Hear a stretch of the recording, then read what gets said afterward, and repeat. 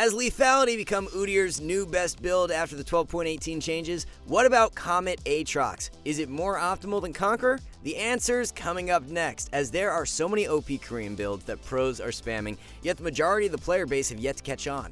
We've done extensive research digging into pro players' match histories, along with statistical analysis to bring you guys the newest trends before anyone else. But before we get into it, be sure to check out SkillCapped if you want to truly get better at League of Legends.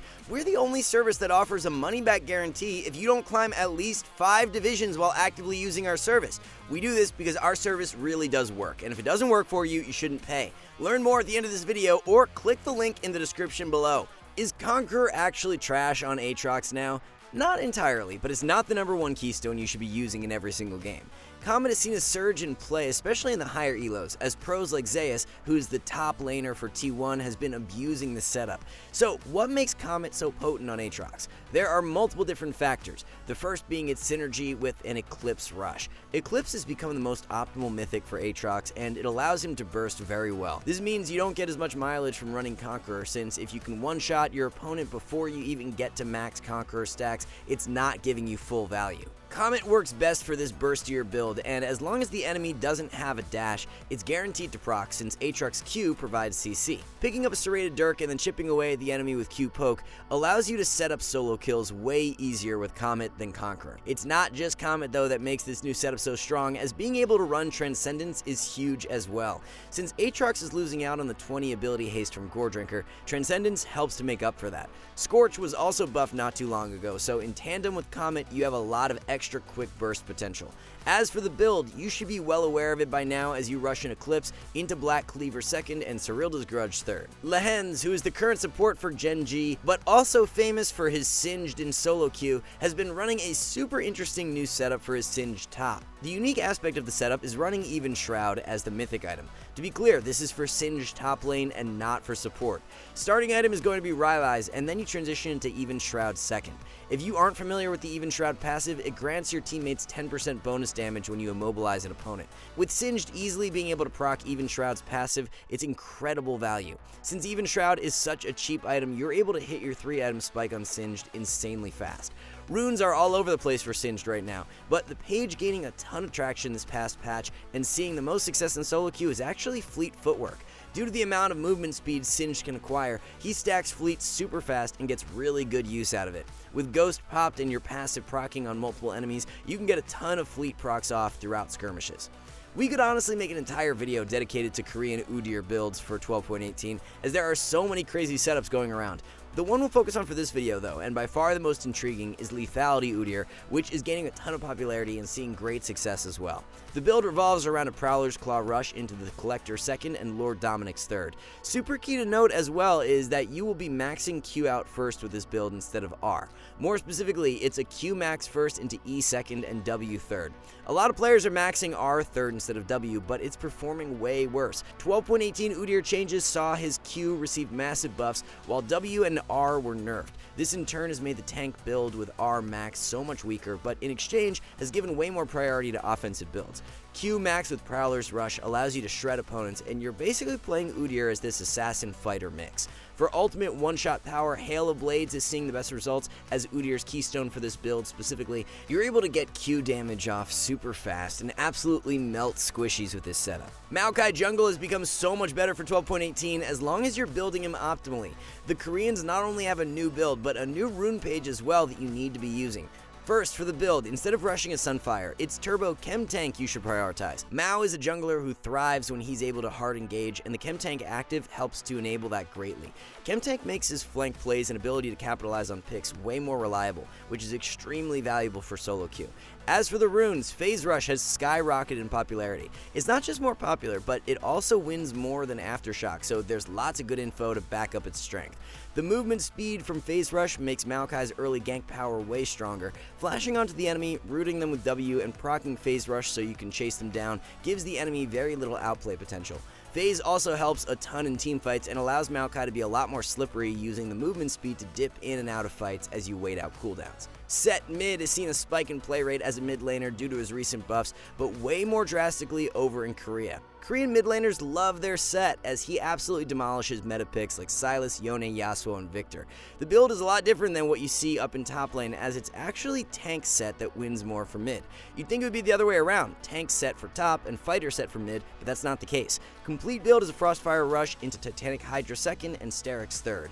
All three items have so much synergy due to how Set's W scales with health and how Titanic Hydra passive benefits from health as well. Another big reason to why Set Mid can work so well is due to taking Ghost as your secondary summoner.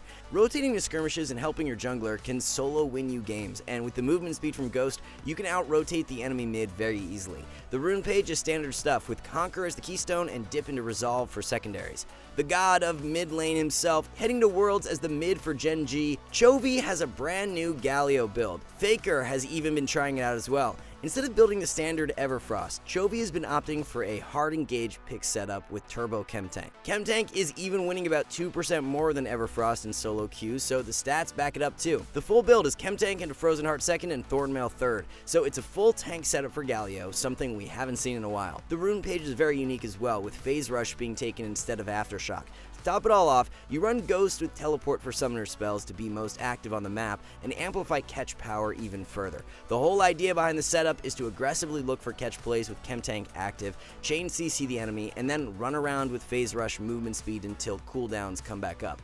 Very similar in a way to the Maokai build that we touched on earlier. There's so many damage-oriented champions being played right now in meta with Hecarim in the jungle and Aatrox top, so running tank Galio mid and enabling those champs with hard engage can work super well. If you were to tell us that the summoner spell combination of Ghost and Cleanse would become an optimal strategy, there's no way we'd have believed you.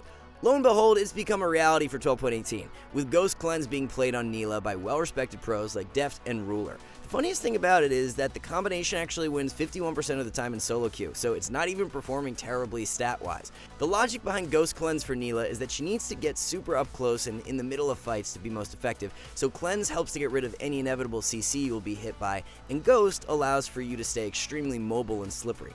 Since Nilah already has a dash in her kit from E, she doesn't really need to run Flash and can take Ghost to have more consistent kiting power. Although Ghost Cleanse can work really well for some games, it's not something you'd want to take all the time. Cleanse is only worthwhile if the enemy team has a ton of CC, and if not, then Exhaust or Flash is going to be way more valuable. Stay fluid, adjust to each game, and run Ghost Cleanse when the situation presents itself. As for the build and runes, it's going to be Shield Bow into Phantom Dancer and Infinity Edge with Conquer as the keystone. Lethal Tempo has started becoming meta on Kai'Sa as Korean pros like Viper and Deft have been running the setup. Hail of Blades had been the staple keystone on Kai'Sa for many months, but that's no longer the case. Back in patch 12.16, Kai'Sa passive got a buff to where it does more damage per stack, which allows her to deal more consistent DPS. This gave Lethal Tempo a small boost in power, as the ramping attack speed lets you take advantage of this buff more than the 3 quick autos from Hail of Blades. Lethal Tempo is also much better suited when you're paired with an enchanter. In most cases, you're going to have less early kill power with an enchanter, but will scale much better, so Lethal Tempo works great as it provides way more power than Hail of Blades in extended teamfights. Hail of Blades is great if you are paired with an aggro support and can benefit from the quick burst, but if you don't feel like you have much kill potential in lane, then running Lethal is better value. Lethal Tempo currently wins about 2% more than Hail of Blades in solo queue, but we still think Hail of Blades has a place if you're picking it in the correct spots. All in all, if you haven't tried Lethal Tempo on Kai'Sa, then definitely look to do so, especially if your support picks something like Janna, Lulu, or Yuumi. Who would have thought that support would become Heimerdinger's best role? That's the case right now, as Koreans especially have been playing Heimer more and more each patch and seeing great results. Kellen, who is the support for Damwon Gaming, has been playing it the most in solo queue. Kellen builds it a little differently than what most solo queue Heimers do though, as he likes the Everfrost instead of Liandry's. After all, you're playing Heimer support, so the added utility from Everfrost active combined with the item being much cheaper than Liandry's makes it a good pickup for support. If you can pick Heimer in the right spots, he can be a nightmare for the enemy to deal with. Heimer excels into supports who need to dive in to be effective, so using him as a counter to the likes of Leona, Nautilus, Pyke, or Maokai can work extremely well. The rune page is Comet as the keystone with Mana Flow, Absolute Focus, and Scorch. Run Presence of Mind and Cut Down for secondaries. Even Shroud was recently buffed, and Lehens has been taking full advantage of it. We already covered his new Singe build earlier, and he's also abusing Evan Shroud on his Gragas support. Evan Shroud works perfect for Gragas, as he's a support who wants to be diving in and looking for aggressive plays. Second item will be Azanya's, as it allows Gragas to dive the backline, find a nice pick, and then stall for his team to follow up. You have a few different options for runes, but Glacial is what Lehens has been running the most. With the damage amp from Even Shroud and the damage reduction from Glacial, you have very strong 2v2 all-in power. With champions like Hecarim and Udyr being played so much more, a strong peel support like Gragas can fit really well into the solo queue meta. Janna is a great answer right now, but if you'd rather have more agency to make plays by yourself, Gragas is a phenomenal option. Alright guys, before we wrap this up, let's tell you a little more about SkillCapped. So, we offer a 5-division rank up guarantee, and think that's a pretty crazy thing to offer. It's like a gym membership guaranteeing you'll get ripped. Your local gym would go bust if they offered that, right? Not us. We've offered this for years because our service really does work. It works so well, in fact, that we're able to produce by far the largest catalog of premium league guides on the internet. We add over 20 videos a week. With over 1,600 guides curated into over 100 courses, no one can compare. We've also sent challenger players into ELO Hell 714 times and counting, where they commentate how to carry live. They also respond to all questions asked. Sign up today for as little as $6.99 a month if you are serious about improving. So there you have it, 10 new Korean builds that are on the rise for 12.18. Thank you guys so much for watching. Good luck with these new setups, and we will see you in the next one.